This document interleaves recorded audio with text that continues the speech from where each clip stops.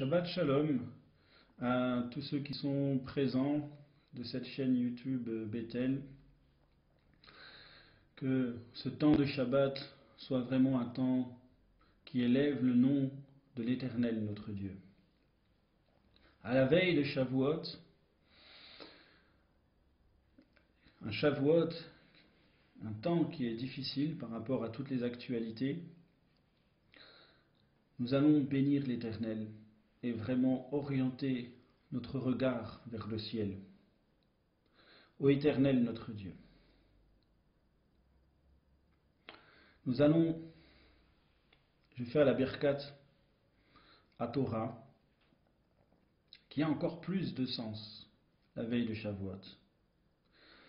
Baruch atah Adonai Eloheinu melech haolam asher bachar banu mikol העמים ונתן לנו את תורתו. ברוך אתה אדוני נותן התורה. Béni es-tu, Éternel, notre Dieu, roi de l'univers, qui nous a choisis parmi tous les peuples et nous a donné sa Torah. Béni es-tu, Éternel, qui donne la Torah.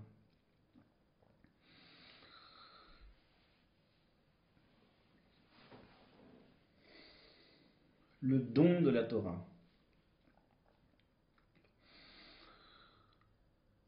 En ce temps de Shavuot, on pourrait dire qu'il y a eu un temps de délivrance, un temps de sortie d'Égypte. Et il est vrai que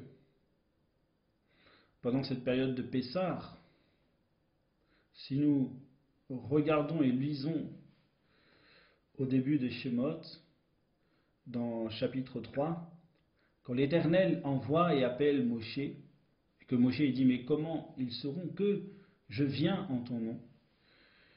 Il dit « Sachez que vous viendrez me servir sur cette montagne. Et là sera le signe. » Et c'est vrai que c'est étrange, puisque je me suis toujours dit, quand Moshe se présente devant le peuple d'Israël, qui dit « Mais quel est le signe ?» Il va dire « Dans le futur, si vous croyez en ce que je vous dis, dans le futur, vous irez dans une montagne que moi je suis allé, où j'ai rencontré l'Éternel, où il m'a dit que le peuple viendra sur cette montagne pour servir Dieu. » Comment servir l'Éternel? Peut-être est-ce ce don de Torah une explication, le mode d'emploi, puisque Torah dans l'hébreu, et même dans l'hébreu moderne, veut dire le mode d'emploi du service divin. Peut-être. La fête de Shavuot, d'ailleurs, pourquoi est-ce que les anciens disent que le Matan Torah, le don de la Torah, a eu lieu pendant la fête de Shavuot et pas pendant un autre temps? Si nous regardons dans Shemot chapitre 19, nous voyons que le peuple d'Israël est à Rephidim et il est dit le 3e mois après le Rosh Chodesh Nissan, dans le 3e mois. Et le 3e mois est le mois de Sivan et Shavuot dans le calendrier du judaïsme, le calendrier hébreu, basé sur le chapitre 23 de Vaïkra, qui est justement le chapitre du calendrier divin. Nous voyons que 50 jours après la date de Pessah, nous tombons pendant le mois de Sivan. Alors à l'époque, il n'y avait pas ces noms-là, qui sont des noms qui ne sont pas bibliques, mais qui datent de l'époque du premier exil de Babylone. Le 3e mois, le 6e jour du 3e mois et le 50e jour après Pessah. Le tout n'est pas de trouver une preuve historique si réellement le don de la Torah a été donné à Shavuot. L'enseignement hébreu n'est pas de savoir l'exactitude de ce qui est dit, mais d'en saisir le message. Dans le sens que quand le Messie Yeshua dit, il parle du fils prodigue qui prend son héritage, qui demande à son père de prendre son héritage et d'en faire et de dépenser son héritage comme il veut. Personne ne se dit, est-ce que ce fils prodigue existe réellement? Quel est son nom? Est-ce que cette histoire est vraie? Ou le seul intérêt d'avoir cette histoire, c'est de comprendre le message qui est dit. On pourrait débattre pendant des heures sur la couleur de cheveux ou la couleur des yeux d'Abraham. Il me semble que le plus important, ce n'est pas si Abraham a existé, mais bien de savoir le message d'Abraham à travers les nations. Beaucoup essayent de remettre l'authenticité du peuple d'Israël. Est-ce que le peuple d'Israël a le droit de revenir sur cette terre où il n'y a pas de droit? Est-ce un vol ou est-ce un héritage? J'aimerais ensemble que nous puissions prier pour la terre d'Israël et prier pour l'armée d'Israël. Il y a dans la synagogue une prière qui est dite après d'avoir mis la Torah sur la bima, après d'avoir fait une mitzvah. La mitzvah de Sefer Torah est une mitzvah qui est extrêmement importante pour le peuple d'Israël, qui lui est très chère. La Torah et Israël, c'est vraiment l'intimité du cœur de ce peuple, l'intimité profonde de ce peuple. Et entre ce lien de la Torah et Israël. Donc ce don de Torah, dans son histoire, est un point de repère extrêmement important qu'il ne faut pas nier, ni balayer, mais considérer. Il est important de considérer le message divin dans l'historicité du peuple d'Israël. Il est important de saisir le message du Messie Yeshua dans l'héritage et l'identité d'Israël. Il y a un grand rabbanim contemporain, je ne vais pas citer son nom volontairement, mais qui explique par rapport au don de la Torah. Il explique une chose comme ça. Il dit que Pessah, et là tous seront d'accord, est la délivrance, la sortie. Et nous avons vu un petit peu avant que la sortie est dans l'objectif de servir.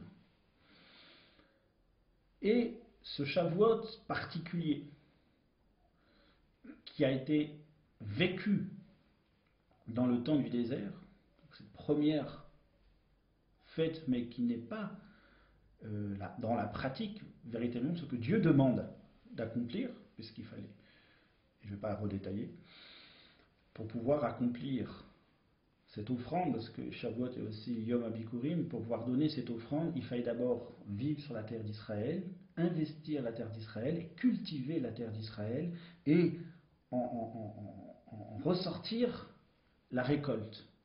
Non pas dans le désert ou à l'étranger, on va dire en diaspora, non, une récolte qui pousse dans le lieu de la promesse.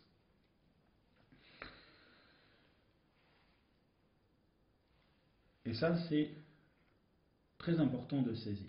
Donc, la citation de ce rabbin contemporain, donc du XXe siècle, extrêmement connu,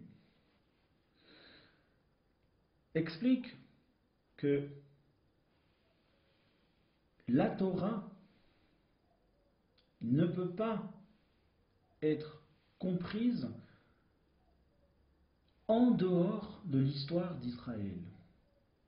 On peut être issu d'Israël, mais si cette histoire, ou si cette pratique de Torah est séparée, cela va donner une pratique étrangère.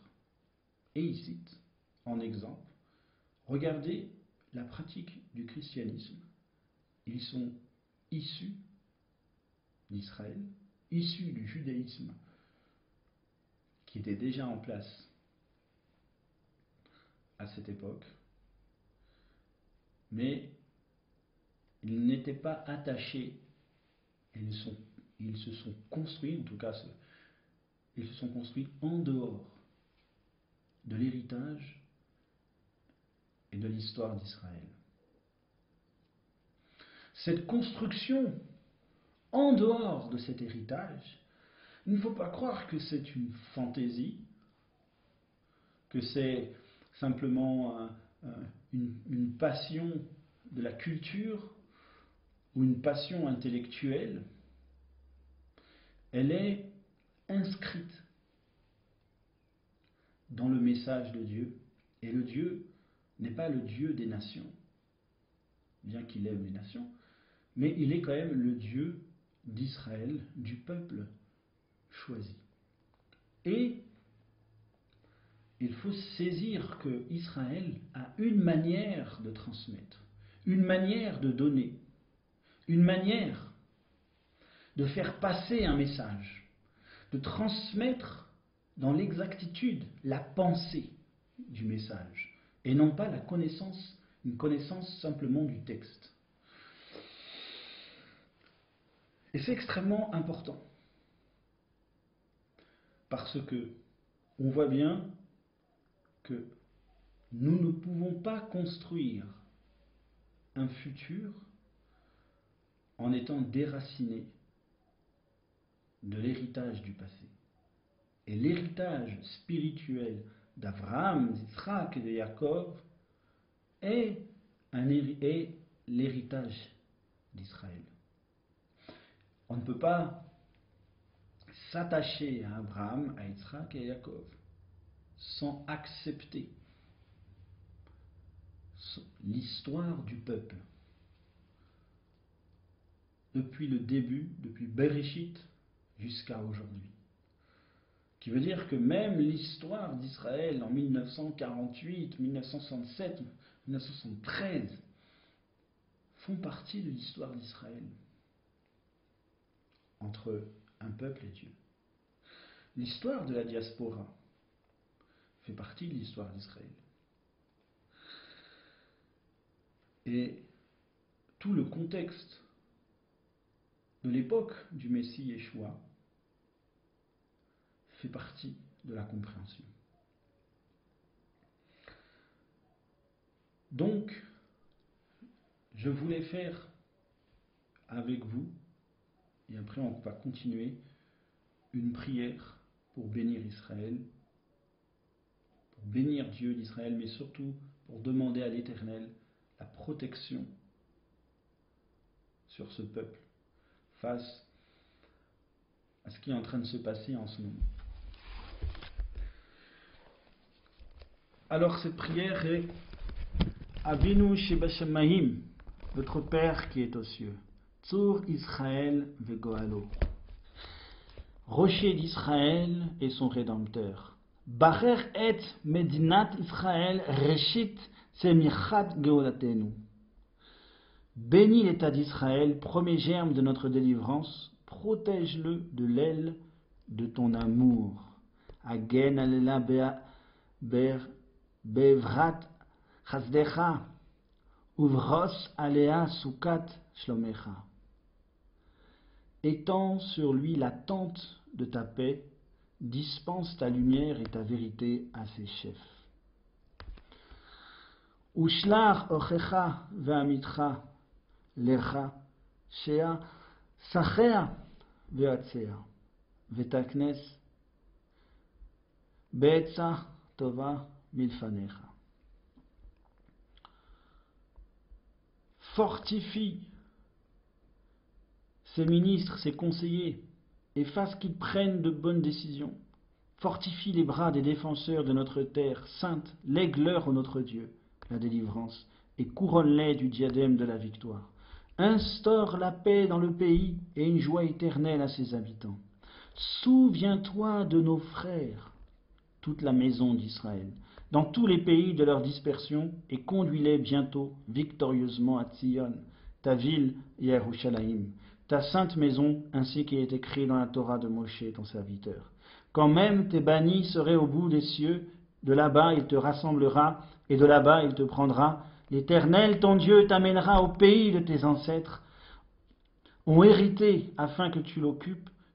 Il te fera du bien, te multipliera plus que tes pères. Unifie notre cœur dans l'amour et la crainte de ton nom, et l'observation de toutes ces paroles de ta Torah. Envoie-nous bientôt le Messie de David, le fils de David, le Messie de justice, apparaît dans la splendeur majestueuse de ta gloire, à tous les habitants de l'univers, ton domaine, et que quiconque a une âme proclame: Éternel Dieu d'Israël règne, et son royaume a pouvoir sur tout. Amen. Une prière pour l'armée d'Israël, bien sûr, dans le nom de notre Messie Yeshua, que celui qui a béni nos pères, Mi shebacher avoteinu Avraham, Yitzhak ve Yaakov, ou yevacher et chayale tzeva hagana ele Israël. Que celui qui a béni nos pères d'Avraham, Yitzhak et Yaakov bénisse les soldats de l'armée de défense d'Israël, qui veillent à la protection de notre pays et les villes de notre Dieu, depuis la frontière du Liban jusqu'à l'Égypte et de la Méditerranée au seuil de la Arava, sur terre et dans les airs et sur la mer. Que l'Éternel livre les ennemis qui se dressent contre nous, vaincus devant eux. Que le Saint béni soit-il protège et sauve nos soldats de tout malheur et oppression, de toute blessure et maladie. Qu'il les fortifie dans leur souffle et leur corps. Qu'il leur accorde bénédiction et réussite dans toutes leurs entreprises. Qu'il plie nos ennemis sous eux. Qu'il les couronne de délivrance et du diadème de la victoire. Que se réalise en eux le verset: car l'Éternel notre Dieu marche à vos côtés pour combattre avec vous vos ennemis et vous délivrer. Et disons Amen ve Amen. Que l'Éternel bénisse cette armée d'Israël, mais que cette armée se purifie pour devenir des vrais serviteurs de la Torah. Ô Éternel, Dieu Tout-Puissant, il est le temps de se manifester et d'invoquer le Dieu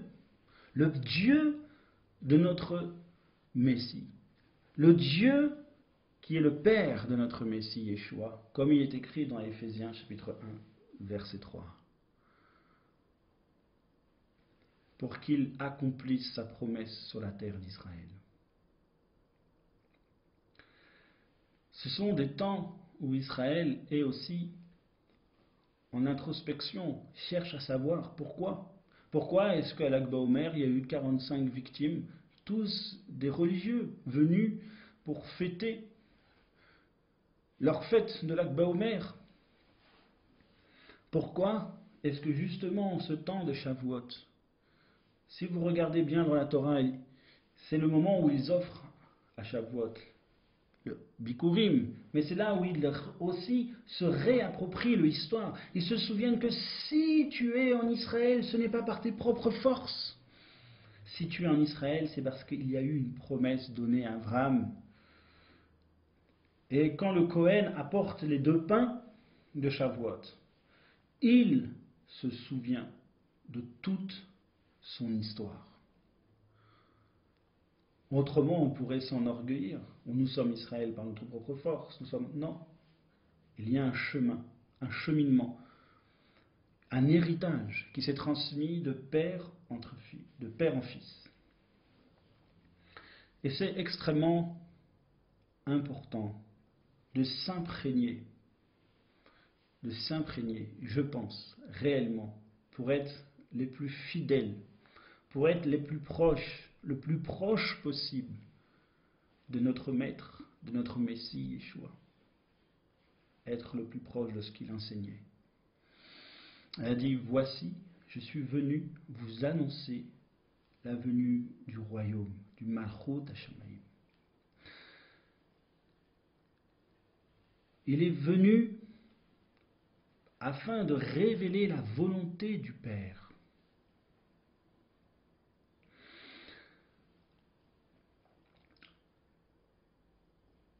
Alors, revenons dans ce temps particulier de préparation de Shavuot.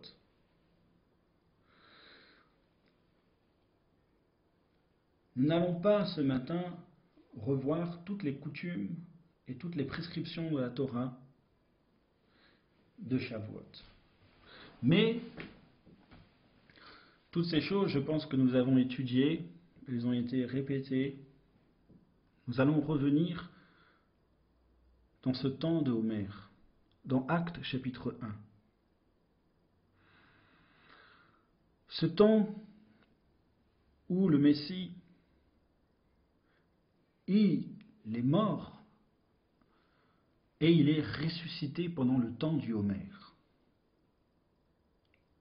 Dieu l'a ressuscité d'entre les morts pendant ce temps du Homer.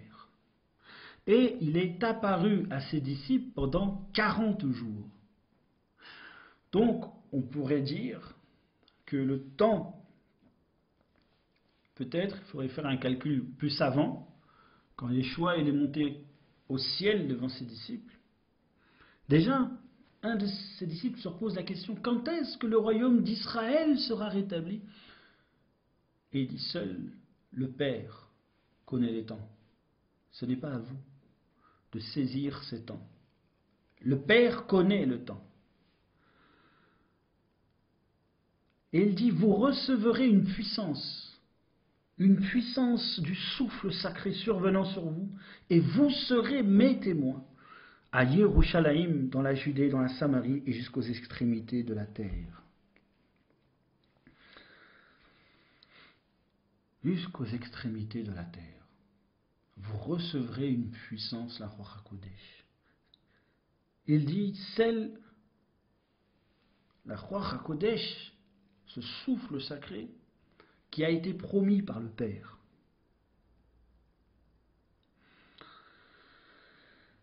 Donc, nous sommes à peu près, peut-être 42, 43, le jour de l'Homer. Si on est 42, il nous reste Shavuot est dans 8 jours. 8 jours.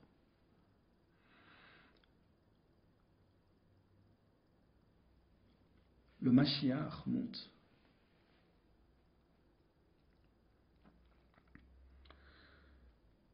Et il donne cette promesse de la Ruach HaKodesh.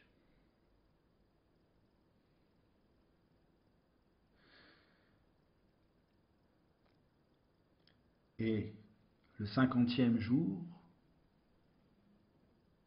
qui est la Pentecôte, il y a une réception de la Ruach HaKodesh. Et il est important d'aborder ces textes en essayant d'être le plus imprégné de l'histoire. Car qu'est-ce que la Pentecôte? Est-ce une action qui nous déracine le commencement, la fin d'Israël et le commencement de l'Église?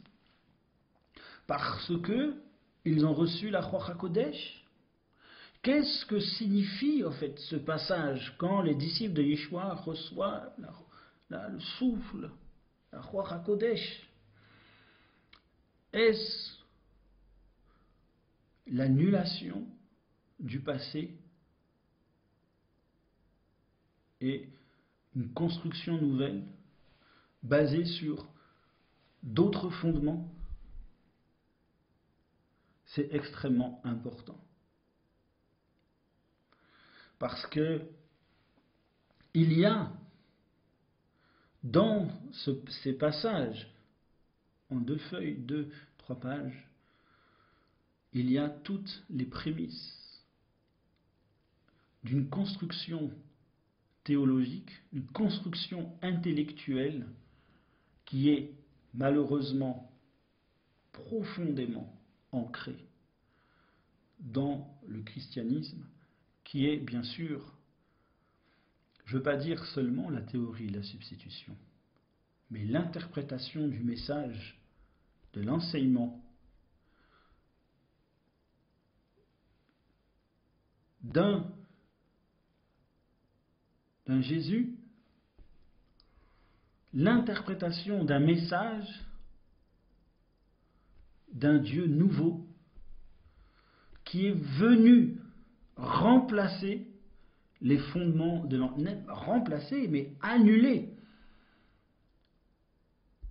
et rejeter ce qui était fait. Et il y a eu une construction théologique d'appartenance à un Jésus Dieu prenant la place du Père. Prenant la place du Père, du Dieu Père, identitaire du Dieu d'Israël. Et toute la construction et toute la réflexion va être basée dans une substitution qui fait que, à chaque lecture, les lunettes de la substitution ne fait que donner confirmation que le chrétien est celui du peuple nouveau, du nouveau Israël, et que l'ancien est arrivé à son achèvement. Est-ce que c'est exactement ce que le texte voulait dire? Est-ce que c'est l'enseignement du Messie Yeshua? Est-ce que revenir et se réapproprier cette histoire est facultatif ou elle a un sens capital, non seulement pour saisir les prophéties, pour saisir le futur, mais qu'il y a un impact sur le service, sur notre service, sur notre pratique. Et ça, c'est quelque chose qui, à mon avis, est très très important, qui est dans mon cœur. Ne pas être dans le mépris, mais d'ouvrir son intelligence et son oreille. Parce que ce n'est pas une crise identitaire. Ce n'est pas une crise d'identité. Il me semble que si beaucoup de croyants chrétiens, protestants ou autres, tournent leur regard vers Israël, et je pense qu'effectivement c'est le souffle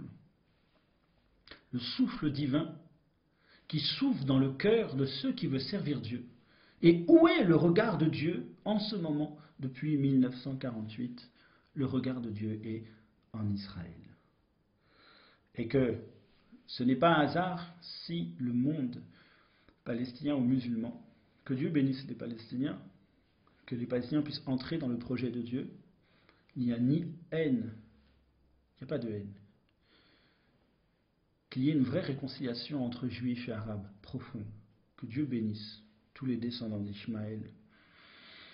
Mais pas dans la substitution musulmane, où aussi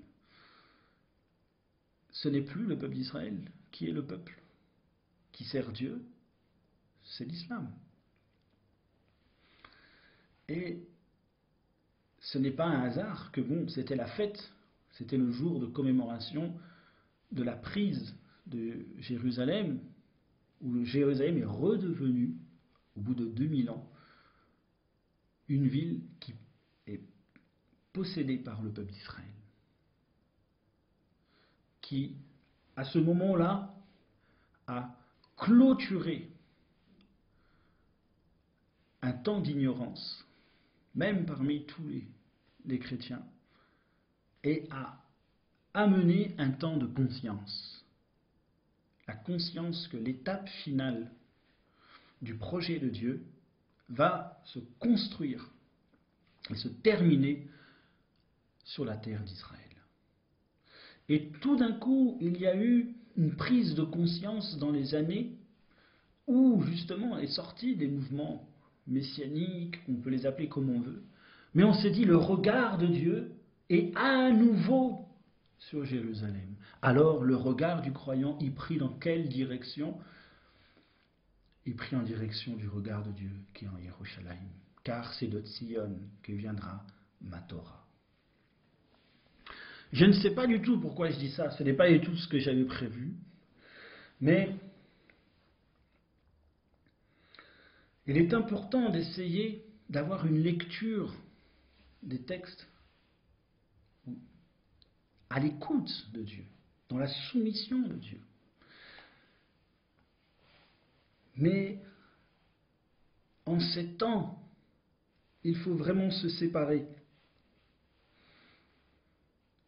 et détruire et anéantir toutes les constructions théologiques de la substitution et d'un Dieu Jésus grec qui a remplacé le Dieu d'Israël. Mais bien un Fils qui révèle le Père, le Fils qui bâtit le royaume pour le Père, le Fils qui est le roi, le Melech HaMashiach, mais qui ne se substitue pas au Avinu Malkeinu. Il n'y a pas de substitution, mais il y a une continuité. Et pour ça, je voudrais... Pourquoi est-ce que le souffle de la Ruach HaKodesh est tombé pendant ce temps de Shavuot? Chapitre 2 de Actes. J'aime bien lire le texte en hébreu. Uv milot shevat Shabbaton, le Yom, le jour de Shavuot. Nikalu, Kaal, l'assemblée, Nikalu, Chulam, ils étaient tous, l'assemblée était tous là, Bayom, Achamishim, Achamishim, le jour 50. Donc c'est comme ça qu'ils ont traduit, mais bon, bien sûr c'est Shavuot. Où est-ce qu'ils étaient? Bemakom Echad. En hébreu, c'est Bemakom Echad. Si on lit en français, le jour de la Pentecôte, ils étaient tous ensemble dans le même lieu.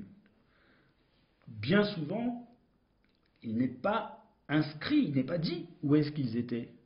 Mais la tradition chrétienne dit qu'ils étaient dans la maison haute, là où ils ont fait le Seder ou le pré-Seder de Pessah.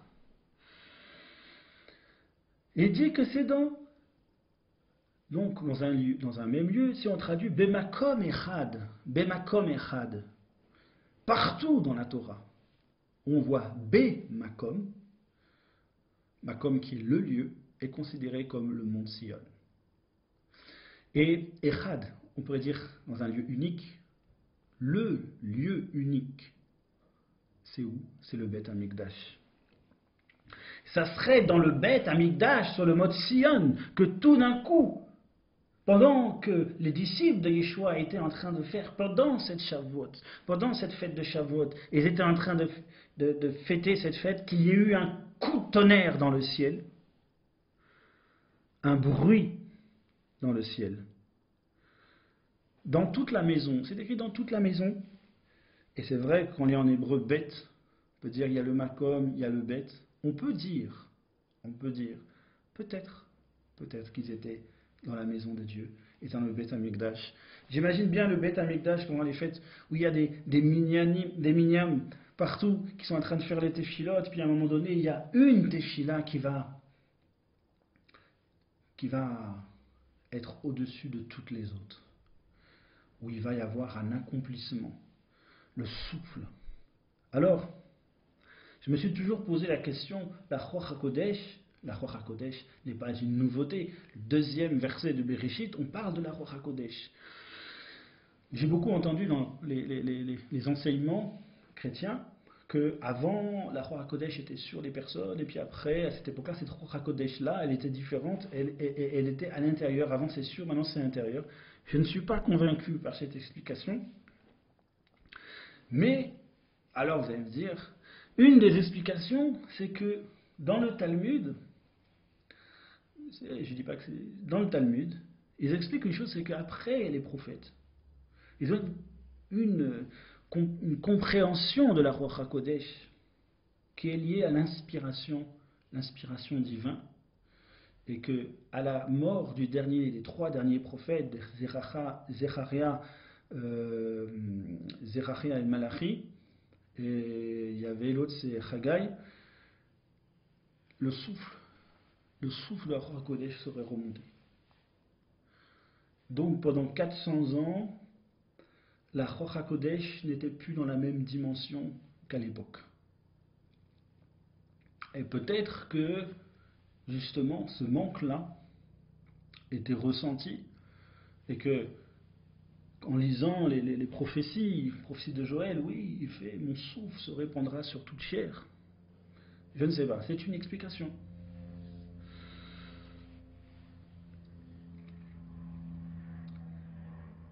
Ce souffle est remonté et ce souffle redescend.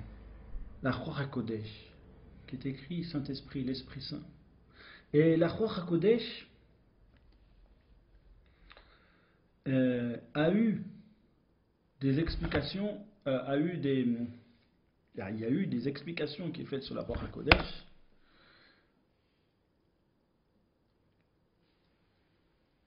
qui est le Père, le Fils et la Ruach HaKodesh. Il y a dans une étude profonde de ce qu'est la Ruach HaKodesh dans le monde hébreu, qui rejoint un petit peu, et là on voit que ceux qui ont créé les fondements aussi de l'Église ont pris ce qui était mélangé et ont créé quelque chose de nouveau. Parce que le souffle est aussi considéré comme la Vierge, est considéré comme une femme, comme une épouse.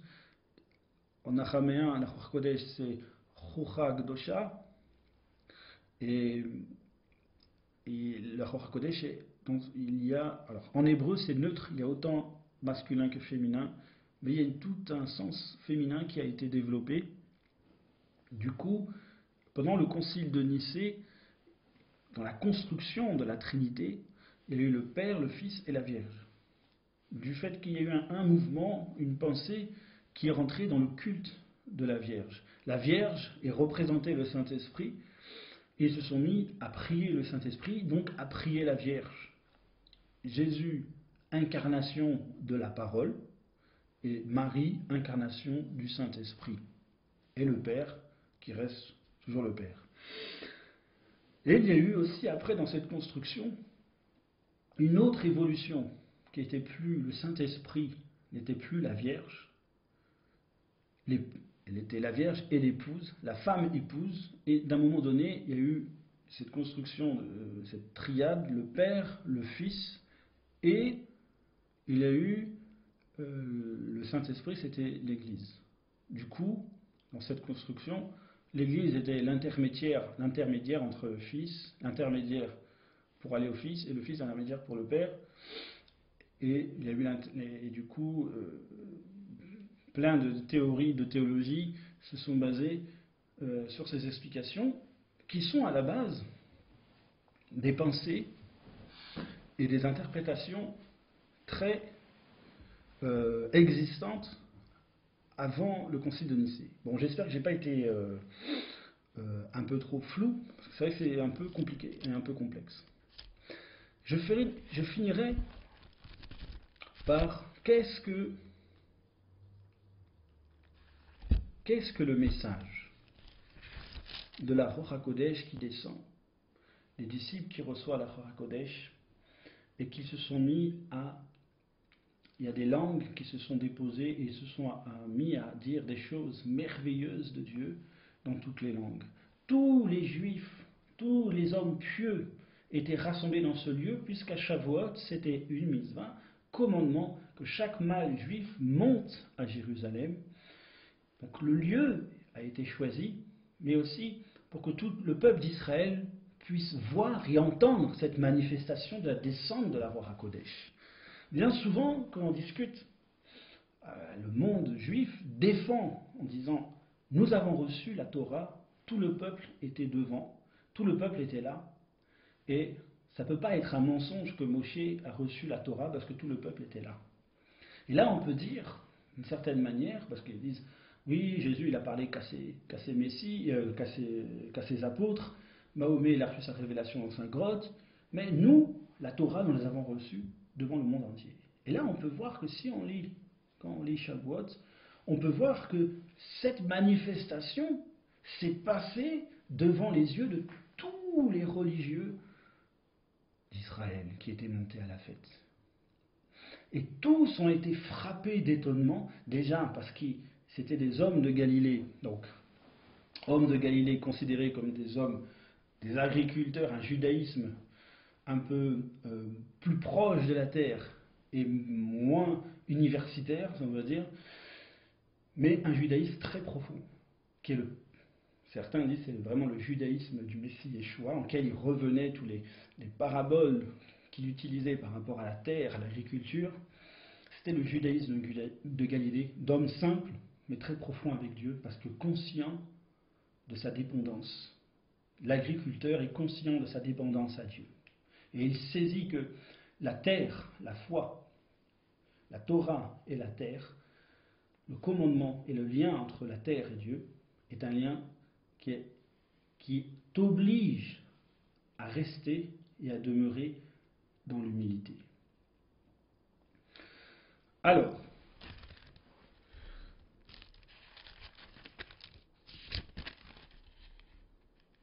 nous allons lire un passage, non pas, je vais essayer de le lire d'une manière midrashique pour essayer de comprendre la promesse de la Ruach HaKodesh, de la réception de la Ruach HaKodesh. Est-ce que c'était la fin d'Israël et le début de l'Église? Ou est-ce que c'était une autre révélation? Alors si c'est une autre révélation, qu'est-ce que c'est? Qu'est-ce que c'est dans le Messie Yeshua d'avoir cette Ruach HaKodesh, ce souffle? Qu'est-ce que le souffle? Le souffle est une force, est un vent. J'avais une explication que le cœur de l'homme est comme un bateau avec un voile, avec sa voile, sur le lac, sur un lac, sur un étang d'eau, sur un étang d'eau. Et le souffle de Dieu, la Ruach HaKodesh, qui est le souffle qui t'emmène dans ce qui est saint, le souffle qui est sacré, qui est consacré, le souffle. Elle souffle dans cette voile qui est ton cœur, et il t'emmène la direction et l'orientation.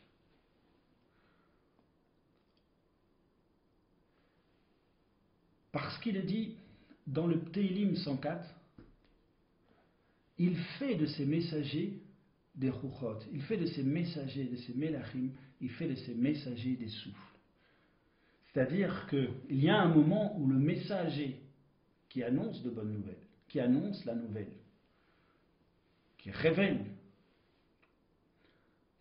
quoi d'ailleurs? La Ruach HaKodesh révèle le royaume. Et souvent le souffle, la Ruach HaKodesh et le royaume, c'est quelque chose qui a le même sens. La Ruach HaKodesh, est symbolisé dans les Écritures comme est symbolisée comme la présence, comme la Shekhinah dans certains domaines, elle est symbolisée par le Malchut, par le royaume. Là où il y a le royaume, il y a la Roi HaKodesh. Et là, est aussi symbolisée par la colombe. Et une autre chose, symbolisée par le Bat-Kol. Le Bat-Kol qui veut dire la fille de la voix.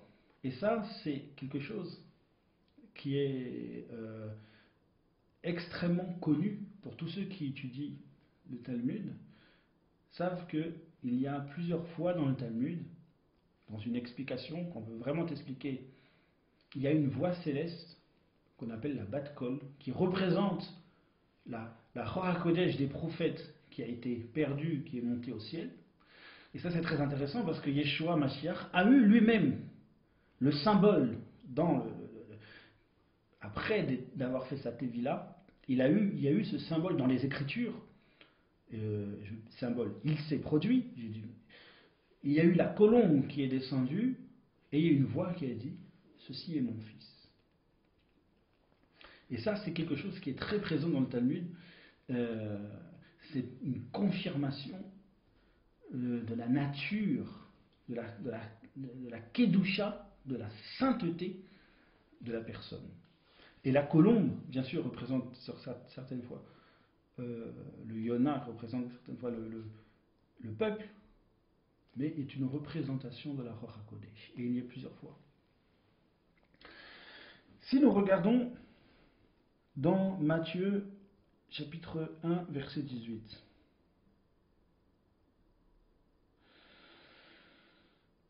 Il est dit, et je terminerai sur ça,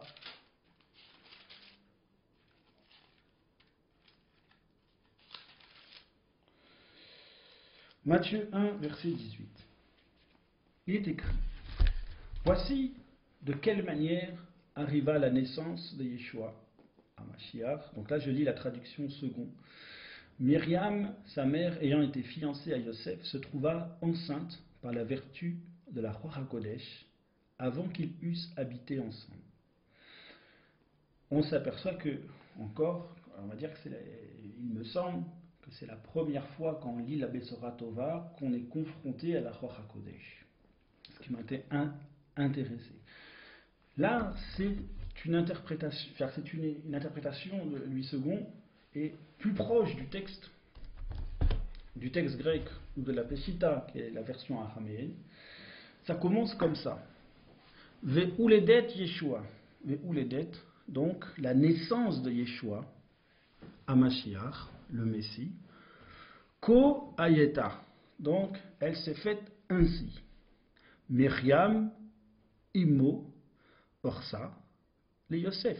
Donc Myriam était bien Orsa, fiancée à Yosef. Essayons d'avoir une approche, justement, non pas de lire simplement le texte qui nous donne une information. Jésus est né, ça c'est le contexte, le pshat littéraire du texte. Yeshua, il a été engendré par Myriam qui était fiancée avec Yosef. Et Myriam était fiancée, elle n'a pas eu de rapport. Donc ils n'ont pas cohabité ensemble et elle a eu, donc la suite, elle a eu un enfant par la Roi HaKodesh. Elle a enfanté par la Roi HaKodesh. Autant que quand on lit dans Luc avec Yochanan Amidbol, que ses parents s'appellent Elisheva et son père Zechachia, on voit que dans le texte ça veut dire quoi? Zechachia, Dieu s'est souvenu, Elisheva, du serment de Dieu. Dieu s'est souvenu de son serment. Et ce n'est pas arrivé à n'importe quel moment. Autant là, la naissance de Yeshua, le Mashiach, elle s'est passée ainsi. Myriam. Ça donne peut-être, je trouve dans ce passage, l'explication de quel est le sens véritablement de cette Roi HaKodesh qui est descendu sur ses disciples. La Ruach HaKodesh, la Ruach Kedosha en araméen, a une autre signification, c'est qu'elle est aussi la respiration, le nefesh, la neshama, la respiration de Dieu. Et le sens de la Ruach HaKodesh, quand la Ruach HaKodesh est sur une personne, ils disent que c'est comme deux amoureux qui sont ensemble, deux amants qui s'aiment et qu'ils s'embrassent. Quand ils s'embrassent, ils sont bouche à bouche et en fait la respiration de l'âme se mélange. Et la Ruach HaKodesh qui descend, envoyée du Père, est en fait le retour à l'intimité amoureuse entre le peuple d'Israël et son Dieu. Monter à Shavuot, c'est de retrouver cette relation amoureuse. Si l'Éternel a envoyé à nouveau cette Ruach HaKodesh pendant Shavuot, c'est qu'il était bouche à bouche avec son peuple. C'est-à-dire qu'il y a eu un échange. Et là, on s'aperçoit que l'Éternel, à travers la naissance de Yeshua, a annoncé, parce qu'on dit, le Père a promis. Où est-ce que le Père a promis? L'Éternel dit, où est-ce que le Père a promis qu'il enverrait la Ruach HaKodesh?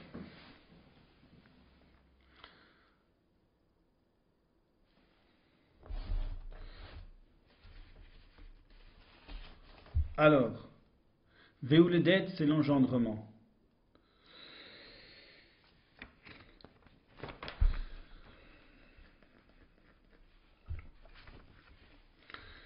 Et cet engendrement, elle a été faite dans le cœur, dans le ventre de Myriam. Pourquoi Myriam? Pourquoi est-ce que c'est le nom de Myriam? Myriam, dans la connaissance hébraïque, Myriam c'est le mar, ça représente l'esclavagisme de l'Égypte. On sort esclave et on arrive à Pessah, on arrive à Shavuot pour redevenir un serviteur. Ça représente l'amertume de l'esclavagisme. Myriam était la sœur de Moshe, elle était aussi considérée dans la tradition comme Poar, qui était sage-femme. Là, on voit que Myriam est un lien avec la naissance, là où Pharaon voulait détruire Israël, et qu'il avait dit de tuer les mâles d'Israël, Poar, elle a obéi à l'Éternel, elle n'a pas tué les mâles. Et Moshe a été sauvé aussi. Et Myriam représente aussi, quand on dit Myriam, elle représente la lèpre. Elle représente la médisance. Dans le Midrash, Myriam elle représente la révolte. Et il se dit que Israël représente, d'une certaine manière, était représenté dans ce passage, que Myriam a enfanté le Mashiach. Myriam, c'est Israël. Une Israël révoltée, mais dans quelles conditions elle était? Elle était vierge et unie à Yosef. Et c'est vrai que fiancée, dans la terminologie, la Eroussa, c'est comme Kedushin, ils étaient fiancés, ils étaient promis l'un à l'autre, mais c'était la première étape du mariage. Et la deuxième étape, qui est le Nesouin, c'est la consécration du mariage, et c'est là où l'homme et la femme peuvent cohabiter ensemble. Et là, Yosef, pourquoi est-ce que c'est écrit qu'il est le fiancé de Yosef? La Aroussa représente le contrat, représente l'alliance. L'alliance. Et Yosef, il est écrit un peu plus loin qu'il est Yosef ben David. Nous voyons toutes les représentations du Messie ben Yosef et du Messie ben David. Et à chaque fois qu'on voit, mais il est le ben Yosef, on nous fait comprendre qu'il est là en tant que ben Yosef. Et le ben Yosef, c'est le Messie qui doit mourir. C'est écrit dans le Talmud. Que le Messie, il doit mourir afin de laisser et de révéler le Ben David. Yosef est aussi celui qui était esclave et qui a été vendu par ses frères. et qui est allé en Égypte. Myriam représente l'esclavagisme, Mar aussi l'amertume, mais aussi la médisance envers Moshe, qui veut dire que c'est une Israël qui s'est révoltée envers Moshe. Et Yoledet, c'est aussi l'engendrement, faisant penser aussi aux souffrances de l'accouchement. Donc, Yeshua, qui est délivrance, fait penser à qui est le successeur de Moshe, c'est Yehoshua. Qui c'est qui a délivré, qui a participé à la délivrance d'Israël, c'est Moshe. Mais qui c'est qui a fait entrer le peuple dans Israël, c'est Yehoshua. Voilà pourquoi il dit qu'il est Emmanuel, Dieu avec nous, mais en même temps il est le Yehoshua, celui qui nous délivre et qui nous fait entrer sur la terre dans l'identité. Parce que quand j'ai dit le Tehillim 104 avec les Rouchot, ça veut dire que l'identité c'est quoi? C'est la définition du projet de Dieu dans la vie du peuple. Le peuple n'est, son identité n'est que l'existence du projet. Et ce temps de Shavuot est un temps où Israël, tous ceux qui sont attachés au Dieu d'Israël, redécouvrent ce bouche à bouche avec Dieu. Et pourquoi c'est bouche à bouche? Et pourquoi c'est des langues nouvelles, des langues de feu qui se sont posées sur les disciples? On dit que Myriam, elle nous fait comprendre que Yeshua est sorti de Myriam. Elle est sortie d'un peuple qui était aussi dans la révolte de Moshe, qui n'était pas dans l'exactitude, qui n'était pas dans la transmission exacte de la Torah que Dieu a donnée à Moshe. Myriam représente la médisance, le lachon hara. Donc, en fait, c'est-à-dire la langue mauvaise, la langue amère. Et là, on voit qu'à Shavuot, ces trois Hakodesh, cette mission de Yeshua, quand il parle d'amener le royaume, c'est-à-dire que je suis sorti d'une Israël qui est dans un certain état, mais cet Israël qui est dans ces certains états, je suis venu pour purifier le langage. Et c'est vrai que Myriam représente la lépreuse. Et comment est-ce que la lépreuse, comment est-ce qu'elle a pu sortir de son état de lèpre? Par l'isolement. Et l'isolement, si on regarde dans la Torah, a deux étapes. Une le 3e jour et une le 7e jour. Pour purifier Israël de sa lèpre, le 3e jour, comme le Messie est ressuscité le 3e jour, le Messie est le Ben Yosef, qui est la première purification le 3e jour. Et le 7e jour, quand véritablement Israël sortira de cet état de lèpre et retrouvera la parole pure qui descend du ciel, qui est cette étape que les prophètes racontent, où nous verrons directement la parole vivante de Dieu. C'est le 7e jour, quand le Messie, Ben David, posera les pieds sur les monts des Oliviers. C'est une explication rapide, et j'espère que je n'ai pas été trop long et que ce n'était pas fastidieux. Je vous prie, je vous bénis de tout mon cœur, et je vous souhaite de méditer sur chaque chose que j'ai pu dire. J'espère que je n'ai choqué personne. Essayons d'être le plus authentique possible et le plus vrai pour être de véritables serviteurs du Messie Yeshua. Je voudrais finir sur la Ruach HaKodesh, qui est ce baiser, le bouche à bouche avec Dieu, la respiration de Dieu en nous. Il est écrit dans le Tehillim chapitre 2, embrassez le Fils. Embrassez le Fils. Il est écrit un petit peu plus haut, voici les prescriptions de l'Éternel notre Dieu. mon fils, je t'ai engendré. Je t'ai engendré. Voici notre cri, notre cœur envers le peuple d'Israël. Ce roi, il écrit un peu plus haut que j'ai établi mon roi sur Sion, sur la montagne, là où le Messie va revenir. Ô Israël, embrasse le Fils. Ce bouche à bouche, on dit qu'il y a la Torah Béalpé. Il est temps d'avoir la Torah Béalpé du Messie Yeshua. De tout mon cœur. Que véritablement nous entrons dans l'orientation de l'Éternel notre Dieu. Cette orientation. À quoi ça sert d'avoir toute la connaissance si nous n'accomplissons pas l'objectif de Dieu, la volonté de Dieu? Est-ce que l'Église, bâtie sur la Pentecôte, le renouveau, a accompli le projet de Dieu? Ou est-ce qu'elle a raté le but et l'objectif? Que nous puissions, en ces temps, être à l'écoute de notre Dieu, de revenir dans ce bouche à bouche avec l'Éternel. Il est écrit dans les Shir HaShirim, et cela représente vraiment l'amour. Si j'arrive à le retrouver, parce que je ne connais pas par cœur, il dit dans le premier chapitre des Shir HaShirim, des Cantiques, verset 2, il est marqué « Il me baisera des baisers de sa bouche ». Lisez ce verset un petit peu, tout entier.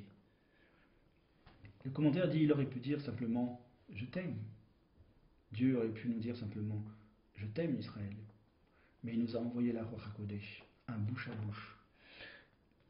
Vous vous rendez compte que la Ruach HaKodesh qui descend sur nous, c'est un baiser. C'est un baiser d'amour, c'est un mélange du souffle divin. Et il dit, il me baisera des baisers de sa bouche. Tel est le Shavuot que le Messie nous a donné. Je vous souhaite une bonne fête de Shavuot. Que l'Éternel vous bénisse. Et je vais terminer par la bénédiction de fin de lecture de la Torah. Baruch ata Adonai Eloheinu melech olam asher natan lanu et tochato tochat emet vechaye olam nata betochenu Baruch ata Adonai noten haTorah. Béni es-tu Éternel notre Dieu, roi de l'univers, qui nous a donné sa Torah, loi de vérité et ainsi une vie éternelle il a planté en nous. Il a implanté sa Torah en nous. Béni es-tu Éternel qui donne la Torah. Amen.